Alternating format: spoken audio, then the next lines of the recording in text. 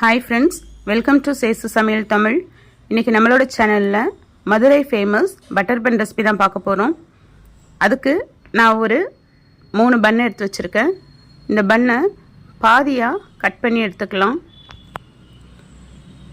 இதை பாதியாக கட் பண்ணி எடுத்துட்டு இதை கொஞ்சமாக ஒரு 2லேருந்து 3 ஸ்பூன் அளவுக்கு பால் அந்த நடுவில் ஊற்றிக்கலாம். பாலை ஊற்றும்போது நம்மளுக்கு அந்த பன்னு நல்லா சாஃப்டாக நல்லா டேஸ்ட்டாக கிடைக்கும். இதுலேயே 2 பக்கமும் நல்லா பட்டரை ஸ்ப்ரெட் பண்ணிக்கலாம். இதுக்கு பட்டர் கொஞ்சம் அதிகமாக தான் தேவைப்படும். இது முழுக்க முழுக்க பட்டர்லேயே செய்கிறதுனால டேஸ்ட் ரொம்ப நல்லாயிருக்கும். இது நல்லா பட்டரை ஸ்ப்ரெட் பண்ணி விட்டுட்டு மேலவே கொஞ்சமாக நம்ம சர்க்கரையை தூவி விட்டுக்கலாம். இப்படி தூவி விடும்போது இந்த பட்டரும் மெல்ட் ஆகி இந்த சர்க்கரையோடு சேர்ந்து அந்த பன்னை சாப்பிடும்போது ரொம்ப டேஸ்ட்டாக இருக்கும். இதே போல் மீதி இருக்கிற பன்னையும் அதே மாதிரி செஞ்சிடலாம்.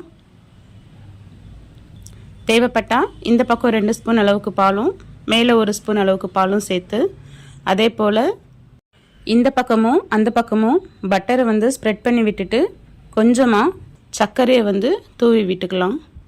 இதே போல் இருக்கிற எல்லா பன்னையும் செஞ்சு வச்சிடலாம். இப்போ ஒரு தவாவில் கொஞ்சமாக பட்டர் சேர்த்துக்கலாம். இது அன்சால்டட் பட்டர். இந்த பட்டர் மெல்ட் ஆனதும் நம்ம இங்கே வச்சிருக்கிற பன்னு எல்லாத்தையும் உள்ளே வச்சிடலாம். ஸ்டவ்வை சிம்மில் வச்சு பண்ணும்போது நமக்கு கீழே உள்ள லேயர் கொஞ்சம் கிறிஸ்பியாக கிடைக்கும். அதே போல் சீக்கிரம் கரிஞ்சு போகாது.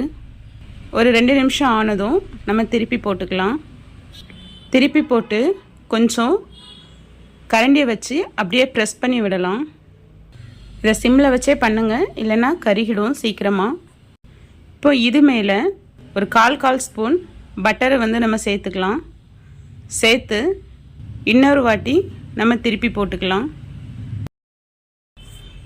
லைட்டாக கரண்டியை வச்சு ப்ரெஸ் பண்ணி விடலாம். இப்போ பாருங்கள், அடியில் நல்லா கிறிஸ்பியாக இருக்கும். ஃபஸ்ட்டு லேயர் மட்டும் நல்லா கிறிஸ்பியாக இருக்கும்.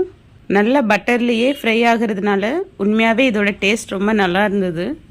எனக்கு இன்றைக்கி இந்த 4 பன் செய்கிறதுக்கு 100 கிராம் அளவுக்கு அன்சால்டட் பட்டர் தேவைப்பட்டது. பாருங்கள், சூப்பராக பட்டர் பன் தயாராகிடுச்சு. லாஸ்ட்டாக இதுக்கு மேலே நம்ம கொஞ்சமாக பட்டர் சேர்த்து லைட்டாக சர்க்கரையை தூவி விட்டு சர்வ் பண்ணும்போது வேறு லெவலில் இருந்தது டேஸ்ட்டு. கண்டிப்பாக ட்ரை பண்ணி பாருங்கள். குழந்தைங்களுக்கு இது ஒரு ஹெல்த்தியான ஸ்நாக்காக தான் இருக்கும்.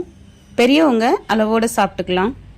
உங்களுக்கு இந்த ரெசிபி பிடிச்சிருந்ததுன்னா சேசு சமையல் தமிழ் சேனலை சப்ஸ்கிரைப் பண்ணி சப்போர்ட் பண்ணுங்கள்.